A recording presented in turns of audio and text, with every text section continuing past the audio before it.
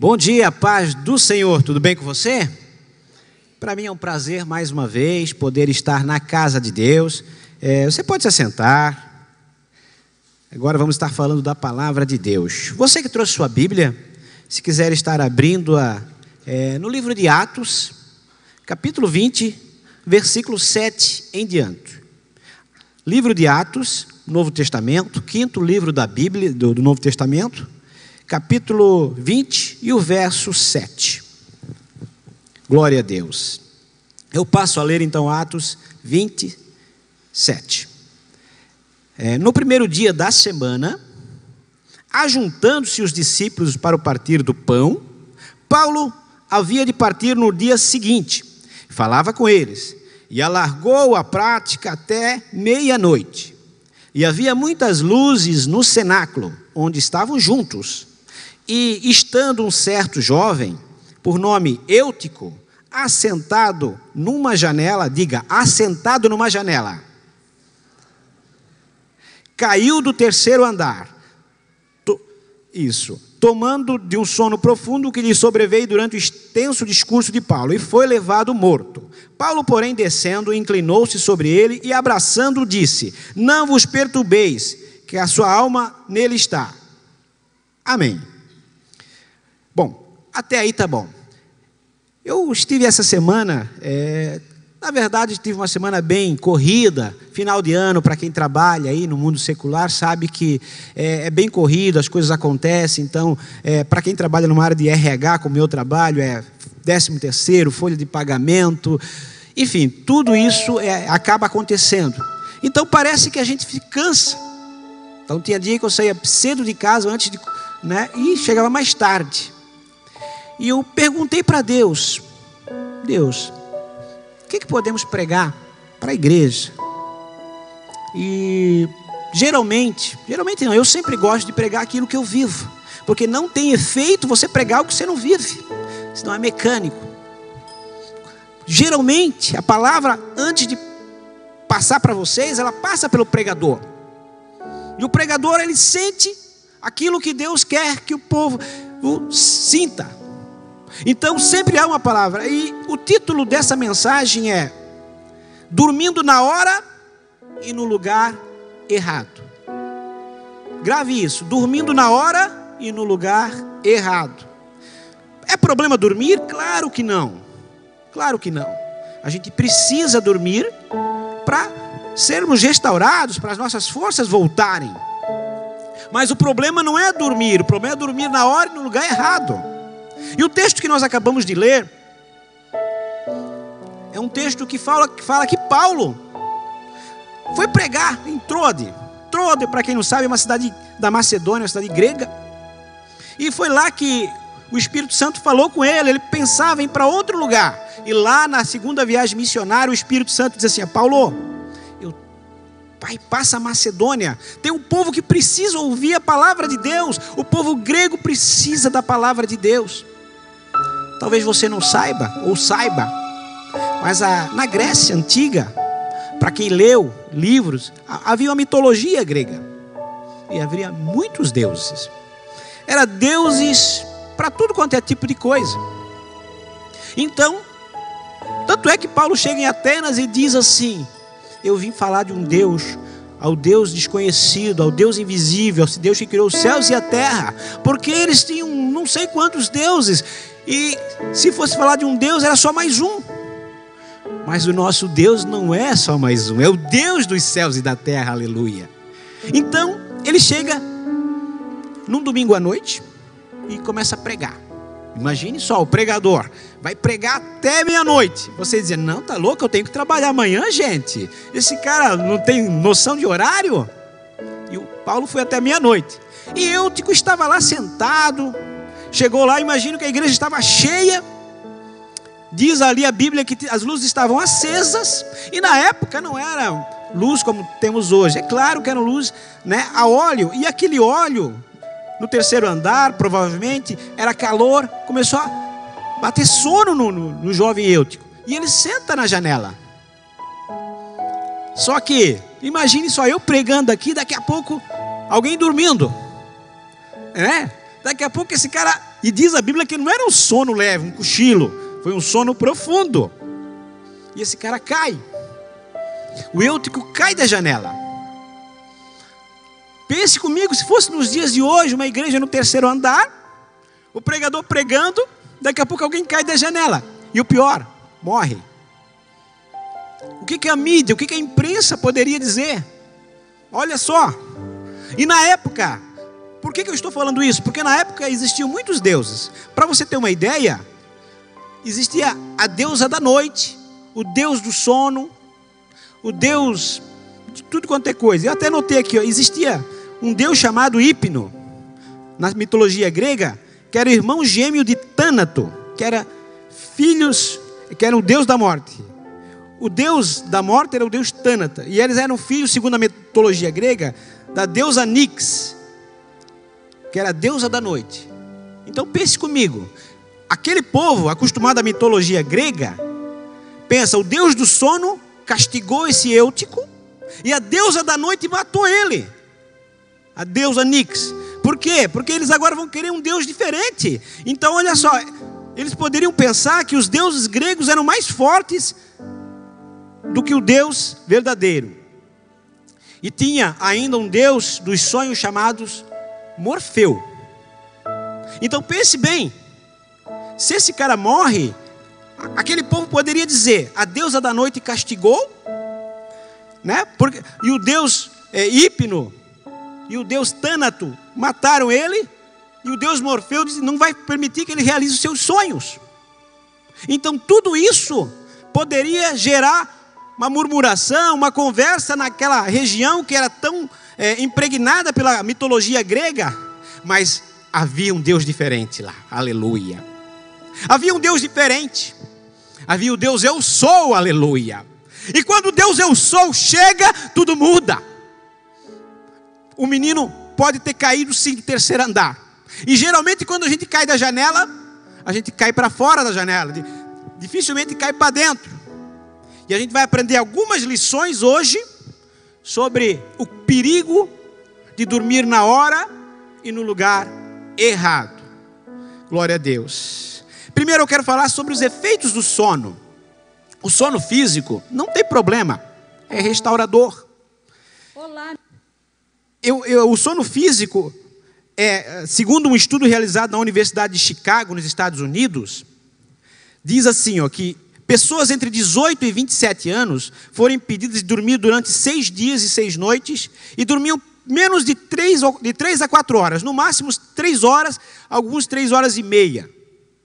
E o efeito que deu nessas pessoas que não dormiram durante esses 6 dias foi incrível. Para você ter uma ideia, o efeito que deu nas pessoas, elas tiveram um metabolismo igual a uma pessoa de 60 anos. E esses jovens eram jovens entre 18 e 27. Então, por eles ficarem 6 dias sem dormir o suficiente, eles tiveram níveis de insulina muito alto, como se fosse alguém que tivesse diabetes. Então, o sono, ele é restaurador, o sono físico. O cansaço é normal. E você pode perceber, a Mary pregou no domingo passado sobre Elias, o profeta Elias. Quando Deus deu pão, deu alimento, o profeta dormiu de novo. E você pode perceber, depois que a gente come bem, é bem alimentado, principalmente o domingo, a gente almoça, a vontade o que é? Dormir. Não é verdade? Só que se a gente dormir de barriga tão cheia, às vezes pode ter um pesadelo, às vezes pode passar mal, né? Então cuide. Tem hora para dormir? Tem. E é isso geralmente que e Deus tem ministrado no meu coração que a igreja precisa se acordar. E às vezes precisa de uma queda. Se a queda for para dentro, claro que esse jovem Eutico iria se acordar.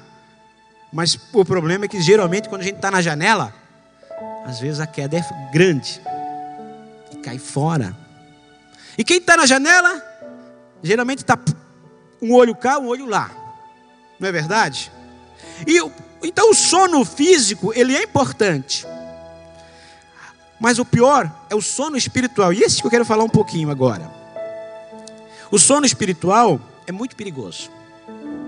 Sansão, por exemplo, ele foi escolhido desde o ventre da sua mãe para ser um juiz, para ser um homem usado por Deus. Só que ele brincou com as coisas de Deus.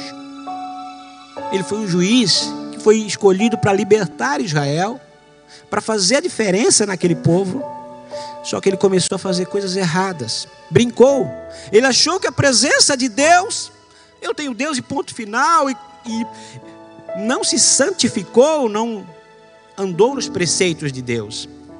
E o seu fim foi trágico. Ele morreu junto com os filisteus num templo de Dagon, por brincar, por não fazer caso das coisas de Deus.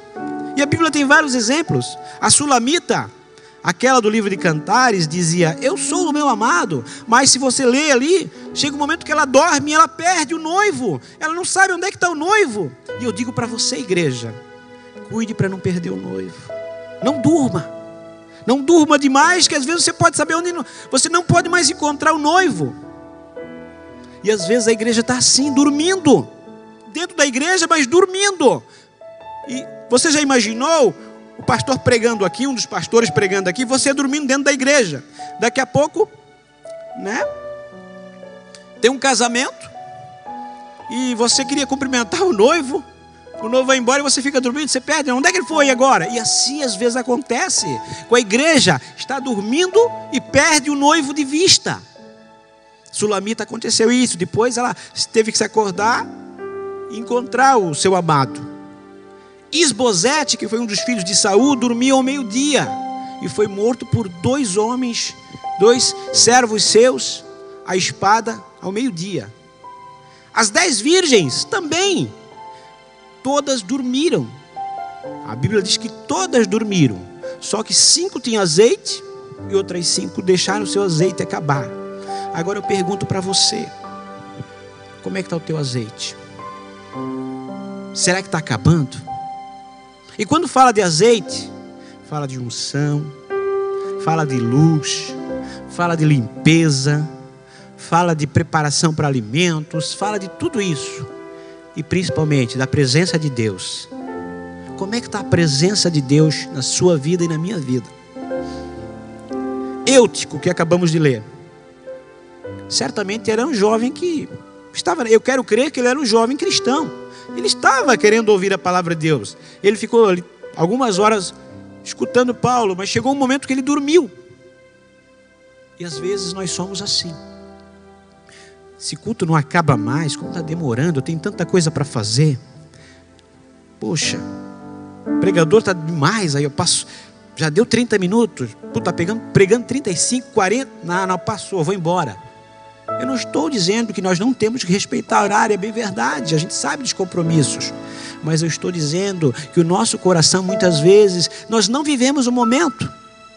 Dizem pesquisas que a gente vive muito mais no futuro e no passado do que no presente. Dizem que 70% das pessoas, muitas vezes, vivem presas ao passado. Por que eu fiz isso? Por que eu fiz aquilo? Se cobrando. 25% vive no futuro. Daqui a pouco eu tenho que fazer isso. Amanhã eu tenho que fazer isso. E apenas 5% sabe usufruir do presente. E às vezes nós somos assim. Agora é a palavra de Deus que está sendo ministrada. Foi o louvor que foi uma bênção. E nós temos que estar aqui na casa de Deus inteiro, não na janela. Porque quem está na janela está com o olho dentro e o olho fora, aleluia. E é muito perigoso isso. E o perigo de dormir na hora e no lugar errado. O que acontece quando dormimos na hora e no lugar errado? Primeiro, deixamos de ouvir o que precisamos ouvir. Podemos perder informações, instruções importantes. Ficamos vulneráveis. Podemos ser atacados e não temos capacidade de defendermos. E as consequências podem ser as piores possíveis. Outra coisa que a gente aprende: janela não é lugar de sentar. Janela não é lugar de sentar. Janela é lugar de apenas a gente olhar e sair. Quem senta na janela, na verdade, o coração está dizendo: eu estou com vontade de pular a janela. Eu estou mais interessado nas coisas que tem lá fora do que o que tem lá dentro. Você já viu quem fica na janela? Como é que é a atitude dessa pessoa? Ela está deixando as coisas de dentro de casa e querendo ver o que acontece lá fora. O que está se passando? O que os outros estão fazendo? e não o que eu estou fazendo. O que está acontecendo dentro da minha casa? E esse menino, ele estava na janela. Certamente ele está dizendo: o que será que tem lá fora? Qual será se fosse hoje, diria, qual é a balada que tem? O que tem? O que o mundo está oferecendo lá fora? O que eu estou perdendo aqui dentro? Aleluia. E às vezes nós, igreja, estamos assim. Nós não nos decidimos. E o pastor Tiago Brunet, ele fala o seguinte. Ele diz assim, a tua vitória não vem apenas pela palavra de domingo, mas principalmente pela tua atitude de segunda-feira. Aleluia. Grave isso. A tua palavra não vem apenas pela palavra de domingo, mas principalmente pela atitude de segunda-feira. Porque se pregarmos a palavra aqui, e você na segunda-feira, na terça, na quarta, na quinta, na sexta, no sábado e até no domingo, você colocar em prática, não tem como não funcionar, aleluia. Agora, se você ouvir e não colocar em prática, ela não vai funcionar. E depois você vai dizer: não adianta eu ir na igreja, não adianta. Eu já ouvi um monte de palavra, né? Falaram um monte, mas não adianta, isso não funciona. Não é bem assim como eles dizem. Não é bem assim. Daí você coloca a culpa em Deus pelos teus fracassos. E Deus é um Deus de vitória, aleluia. Não tem como a palavra não ser verdade. Eu já disse isso. Ainda que fosse um mentiroso recitar a palavra de Deus, ela continua sendo verdade, porque nada podemos contra a verdade, senão pela verdade, diz em 2 Coríntios capítulo 13, versículo 8, né? E a palavra de Deus, ela é a verdade na tua vida. Quer você creia, quer você não creia, ela continua sendo verdade. Então, nós aprendemos que janela não é lugar de sentar, e muito menos janela é lugar de dormir. Quem se acostuma muito com a janela pode pegar no sono e acaba achando que é normal sentar na janela. E você começa a confiar na sua janela. O meu lugarzinho é aqui na janela. O Paulo está pregando lá, mas eu aqui eu estou vendo lá e estou vendo aqui. Mentira. Você está com o coração dividido, e Deus não divide o seu coração, não quer o seu coração dividido. Diz a palavra de Deus que Deus não divide sua glória com ninguém. Ou você está em Cristo, ou não está em Cristo. Ou você é de Deus ou não é de Deus. Ou estamos ou não estamos. Eu não sou meio crente. Quem joga futebol sabe. Para o gol ser validado, ele tem que passar toda a linha do gol. Se ficou um pedacinho da bola em cima da linha, não é gol. Não é gol. Agora a bola tem que passar inteira. E assim também é no cristianismo. Ou eu sou de Jesus ou não sou. Eu vou para o meio, um pouco para o céu e um pouco para o inferno. Não existe. Ou eu vou para o céu, ou vou para o inferno. Só tem dois caminhos. Ou eu sou de Jesus, ou eu sou do diabo. Ou estou em Deus, ou não estou em Deus. Não dá para a gente passar mais a mão, gente. É tempo da igreja se acordar, aleluia. Ou estamos em Cristo, ou não estamos em Cristo. Estar na janela significa estar dentro da igreja, mas com o coração lá fora. Estar com o coração dividido produz algumas coisas: incerteza, dúvida, indecisão e falta de segurança. Dúvida é exatamente o contrário da fé. E a Bíblia diz que sem fé é impossível agradar a Deus. É impossível. É como alguém que está na UTI. Você já deve ter visto alguém na UTI, ou já foi orar por alguém na UTI, ou já soube de alguém que está na UTI. E quando essa pessoa está respirando pelos aparelhos, não é mais ela, não depende mais dela. Os médicos estão ali tratando ela, os aparelhos estão mantendo ela viva. Mas assim a igreja está às vezes, na UTI. E se de repente o aparelho falha, morre. Eu quero dizer para você que é tempo de nós acordarmos. E eu quero, hoje é uma mensagem breve porque temos ceia. Eu quero falar sobre 3 lições da janela. A primeira lição da janela. Eutico, né, ele estava escutando Paulo, mas não estava ouvindo verdadeiramente o que Paulo estava dizendo. Então, de certa maneira, quando alguém está falando e você não ouve, significa que você está desprezando essa palavra. Então, a primeira lição que a gente aprende na janela: não despreze quem pode te ajudar. O jovem ali, ele desprezou um pouco a palavra de Paulo. Mas na hora que caiu da janela, Paulo interrompeu tudo para ajudá-lo. E o interessante é que Paulo não orou, diz ali a Bíblia. Paulo não intercedeu, não levantou um clamor. Ele disse: igreja, vamos levantar um clamor que o jovem morreu. Ele olha, ele desce, se abaixa e abraça. Ele desce, se abaixa e abraça. Vou repetir. Ele desce, ele se encurva e abraça. Ou se abaixa, né? Encurva, se abaixa. Isso significa o quê? Humildade. Deus tem levantado profetas nessa igreja. Mas eu digo sempre: quando você pode entrar nesse culto e sair da mesma maneira. Você pode entrar nesse culto e sair daqui para fora e alguém perguntar para você: o que é que foi pregado lá no domingo? Ah, foi bom, mas eu não lembro o que é. Adiantou? Não adiantou. Você pode dizer assim: olha, o culto foi uma bênção. Deus falou, né? Falou através do clã, mas olha, a palavra foi abençoada. Você não colocar em prática, vai adiantar? Também não adiantar. Agora você pode dizer assim: Senhor, fala comigo. Eu cansei dessa vida. Eu sou um dorminhoco espiritual. Eu estou dormindo. Eu estou há tantos anos na igreja e parece que eu estou sempre dormindo. As coisas não acontecem. Eu não coloco isso em prática. Fala comigo e você colocar em prática. Aí a palavra não tem como não funcionar com você.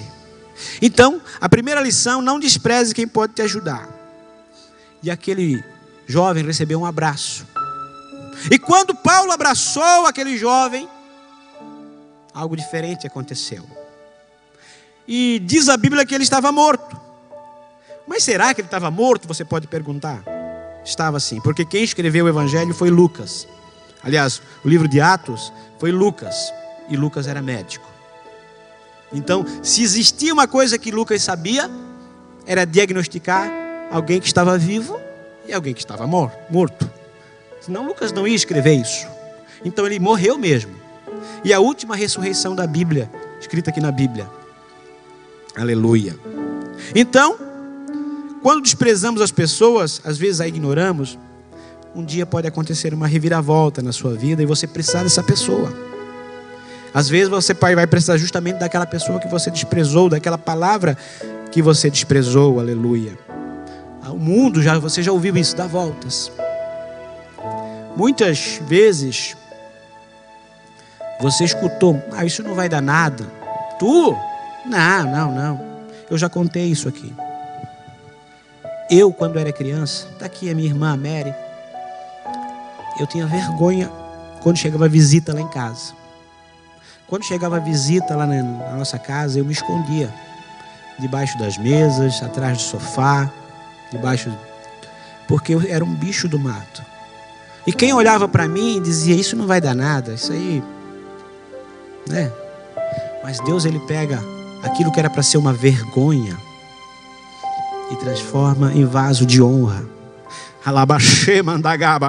Deus está dizendo para você: talvez você não tenha se valorizado nesses últimos dias. Você diz: mas eu estou tanto tempo na igreja, eu não consigo me firmar, eu ainda tenho tantos pecados, eu ainda tenho errado tanto. Eu sou aquele cara da janela. Esse cara sou eu. Só falta você cantar assim. Esse cara sou eu. Ou talvez você diz: eu estou na janela, eu estou um pouco aqui, um pouco lá. Mas hoje é dia de você pular da janela para dentro, não para fora. Porque às vezes a queda pode ser fatal. A queda pode ser fatal. Então eu quero dizer para você que ainda há uma palavra para teu respeito. Lição 2 da janela: é tempo de sair da janela. Aquele jovem estava sentado na janela, ele não prestou atenção na pregação. Foi tomado pelo cansaço e adormeceu, caiu e morreu. E a janela é como os olhos. Ela nos coloca em contato com o mundo. A Bíblia diz: se os teus olhos forem bons, todo o teu corpo será luz. Agora, se os teus olhos forem maus, todo o teu corpo será trevas. Como é que você tem olhado a igreja? Como é que você tem olhado as coisas de Deus? Qual a importância? Então a janela é lugar de decisão. Ou você sai dela ou cai dela. Uma hora a janela vai te derrubar. E a terceira e última lição que eu quero trazer para a igreja é: não perca a segunda chance. Deus hoje está dando uma segunda chance para mim e para você. Por que eu trouxe essa mensagem? Hoje é uma mensagem bem breve, que temos ceia. Essa semana até minha esposa disse: meu, como tu anda cansado. A gente estava cansado, o sono parecia que tomava conta. Eu disse: como é que eu vou pregar? O Hélio disse: não, prega você, Sérgio. Era a vez dele, mas eu disse: não, prega você. Eu disse: mas estou tão cansado. E o Espírito Santo disse: Senhor, fale sobre isso, sobre o sono, o perigo do sono. Mas o sono físico não é perigoso, é descanso. Mas o sono espiritual, sim. Deus tem ministrado isso já há algum tempo. Por quê que algumas coisas não estão acontecendo como deveriam acontecer? Por causa do sono espiritual que nós muitas vezes estamos vivenciando na igreja. Então, aquele jovem caiu e morreu. Mas o abraço de Paulo o salvou. Então, diz a Bíblia que a igreja se confortou. Por quê? Porque havia um homem de Deus. E quando o homem de Deus chega perto de você, ele desce, ele se abaixa e ele te abraça. Significa dizer o quê? Deus é tão grande, tão justo, mas ele faz isso. Ele desce do céu, ele se abaixa, ele chega a teu nível. Porque se ele estiver no nível, falar no nível dele, nós não conseguimos entender. E ele te abraça. E ele chega e diz assim: ó, filho, filha, você é importante para mim. Você talvez até está morto espiritualmente, mas eu não desisti de você, não. Eu ainda tenho coisas para você. Aleluia. Eu não sei como é que você chegou até aqui.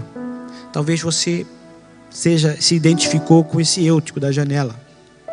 Talvez você disse: Senhor, eu queria realmente estar num nível espiritual melhor, ter um tempo com Deus. Eu faço tantas coisas, mas eu não oro, eu não leio a palavra, a minha carne parece que me vence todas as vezes.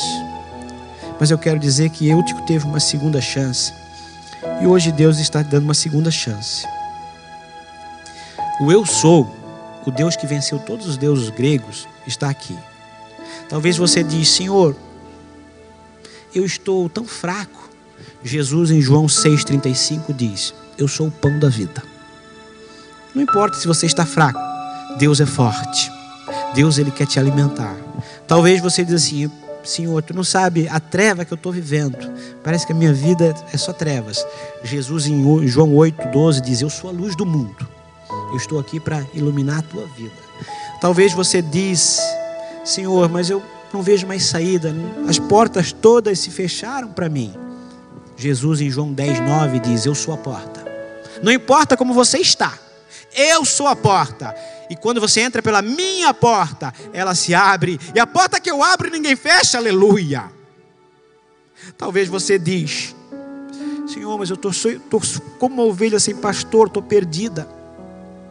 E ontem na reunião de obreiros, o pastor Gilmar falou que quando uma ovelha cai com as 4 patas para cima, ela não consegue mais se levantar. Talvez você está assim, não está mais conseguindo se levantar. Mas o bom pastor está aqui, porque a Bíblia diz em João 10,11: eu sou o bom pastor e eu conheço as minhas ovelhas e elas ouvem a minha voz, aleluia. Talvez você diz: Senhor, eu estou vivendo uma mentira, sabe? Eu estou perdido no meio do caminho e parece que eu nem vivo mais a minha vida. Eu estou vendo uma fachada.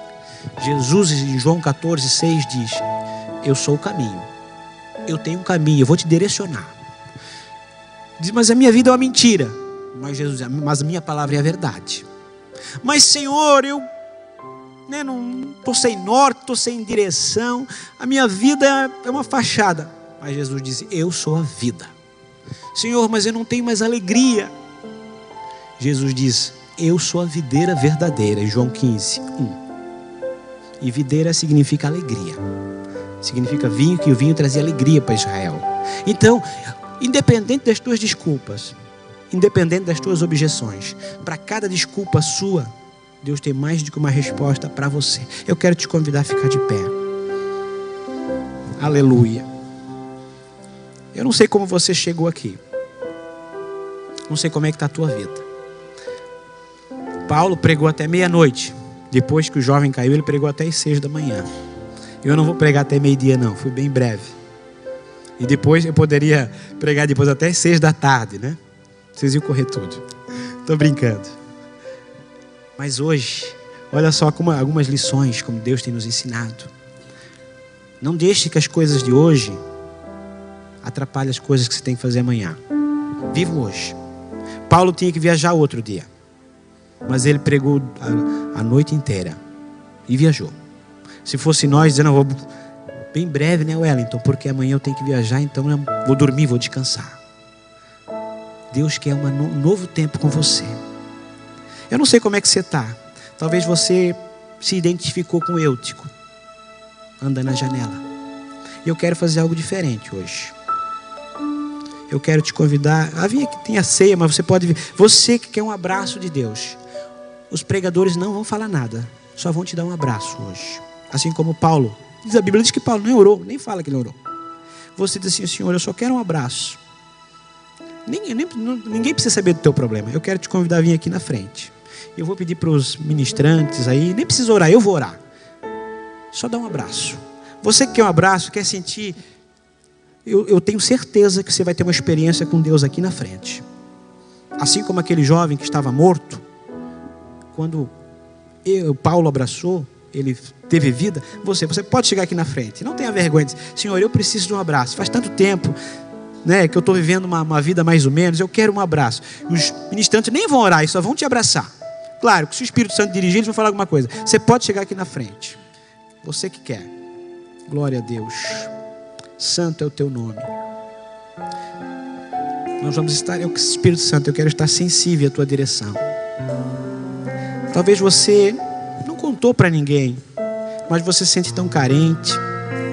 Tem coisas que é só entre você e Deus. Ninguém precisa saber. Talvez, às vezes, o problema nem é com você. Às vezes é com a tua família. Às vezes é com alguma outra coisa lá fora. Mas isso tem entristecido o teu coração e tem roubado a tua alegria. Então hoje eu vou pedir para os ministrantes, pode abraçar esse pessoal. Se você quiser, você nem precisa orar, a não ser que o Espírito Santo dirigir. Vou pedir para o pastor Wellington, o pastor Adriano, o pessoal aí da frente, aí o Pedro, Mary, minha esposa, abraçar o pessoal aí. Só dá um abraço. Aquilo que você sentir, enquanto isso eu oro. Papai, está aqui a tua igreja, Pai. Hoje é dia de ceia. É dia de concerto. Mas muito mais que dia de concerto, Senhor, a ceia tem que ser motivo de alegria, Senhor. Deus, que esse abraço cure. Senhor, eu não sei o que eles estão precisando. Se for uma cura física, Senhor, a presença de Deus que está na vida desses homens de Deus, dessa mulher de Deus, Senhor, venha curar, Deus. Venha ministrar na vida dessas pessoas. Talvez elas estão se sentindo tão desvalorizadas hoje. Talvez nem a família tenha acreditado nela. Espírito Santo, eu quero estar sensível à tua direção. Talvez tem pessoas que estão pensando até em desistir. Assim como o presbítero Moresco abriu o culto, às vezes a gente olha para fora e percebe que aquele que não serve a Deus está indo melhor do que a gente. E a gente que está servindo a Deus, parece que as coisas não acontecem. É porque às vezes a gente está na janela. A gente está esquecendo de olhar para dentro e olhando para fora. E toda vez que a gente olha para fora, aleluia, as coisas se perdem. A gente perde o foco de olhar para o nosso autor e consumador da nossa fé, que é Jesus Cristo. Porque todos nós temos uma carreira que nos está proposta. A vida é como se fosse uma corrida. E no meio do caminho parece que a gente cansa. No meio do caminho parece que dá vontade de desistir. No meio do caminho dá vontade até de que a vida se acabe. Mas Deus diz para você nessa manhã: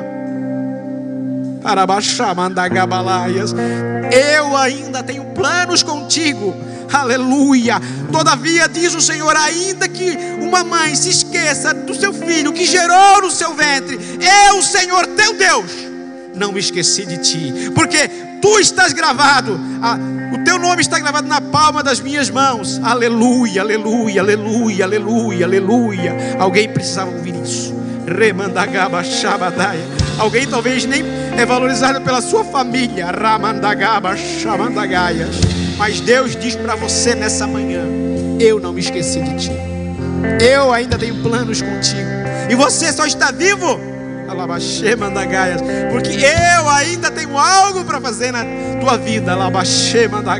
O inimigo já queria ter tirado a tua vida. Se ele pudesse, ele tinha ceifado, ele tinha acabado com a tua vida. Mas eu, Senhor teu Deus, sou Deus de vida, e Deus de paz, e Deus de graça. Aleluia. Vamos adorar a Deus. Glória a Deus.